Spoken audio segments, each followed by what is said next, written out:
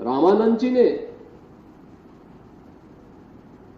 भारत की उपासना विधि की एक विशिष्ट पद्धति को आगे बढ़ाया, लेकिन इस विशिष्ट पद्धति के साथ साथ उन्होंने कहीं छुआछूत और अस्पृश्यता को कभी महत्व नहीं दिया,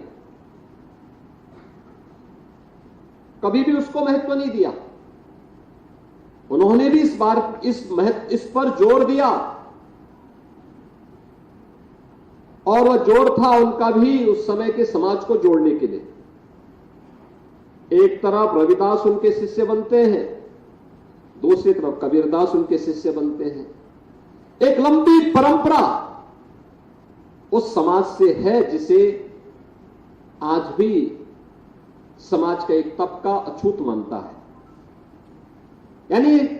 कभी भी इस बात को महत्व नहीं दिया गया कि समाज में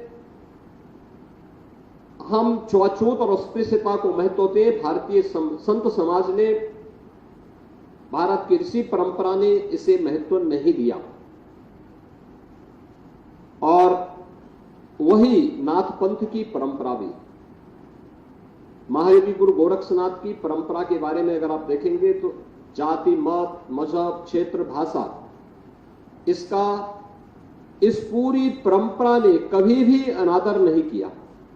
सबको सम्मान दिया, सबको जोड़ने का प्रयास किया।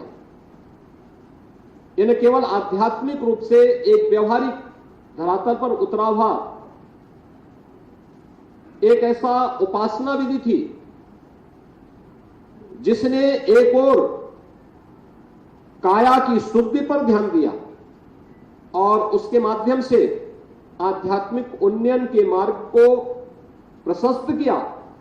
तो दूसरी तरफ समाज को जोड़ने के लिए भी समरस समाज के माध्यम से समाज के प्रत्येक तबके को अपने साथ जोड़ने का काम भी किया। और उन सब बातों का अगर उल्लेख हमें देखना हो, करना हो, तो गोरखवाणी के जो शब्दी हैं, उनके जो दोहे हैं, गोरखवाणी के जो अलग अलग प्रकार की गोरखनाथ जी की जो वाणियां हैं, उनको अगर हम देखेंगे तो आपको बहुत सारे ऐसे तथ्य और तत्व उसमें मिलेंगे जो बरबस हमारा ध्यान आकर्षित करते हैं, और उन सब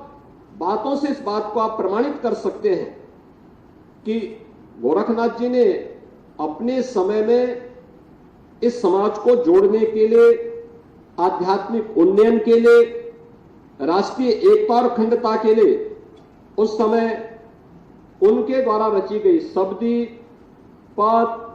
दोहे, ये सभी हम सबका ध्यान आकर्षित करती है। आप देखें उस समय मलिक मोहम्मद जायसी, जिन्होंने पद्मावत रची थी,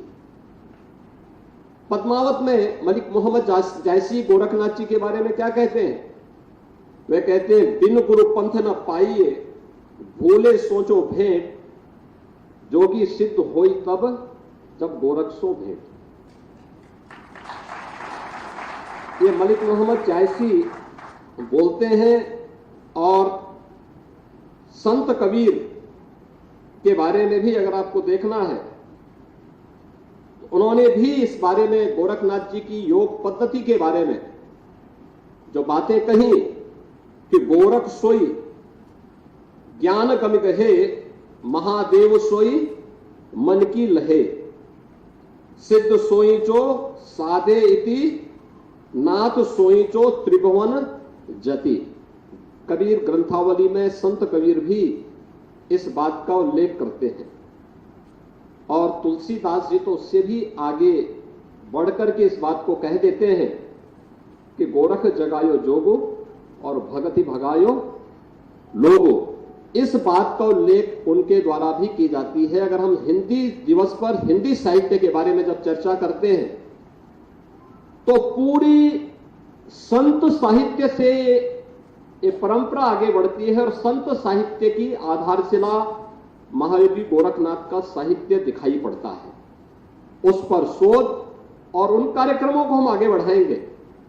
तो आपको दिखाई देगा वे शब्दी, वे पद हिंदी साहित्य के, जिन्हें संकलन भी हिंदी के एक मूर्धन्य विद्वान डॉक्टर पीताम्बर दत्त वड़थवाल ने गोरखवाणी के रूप में किया है,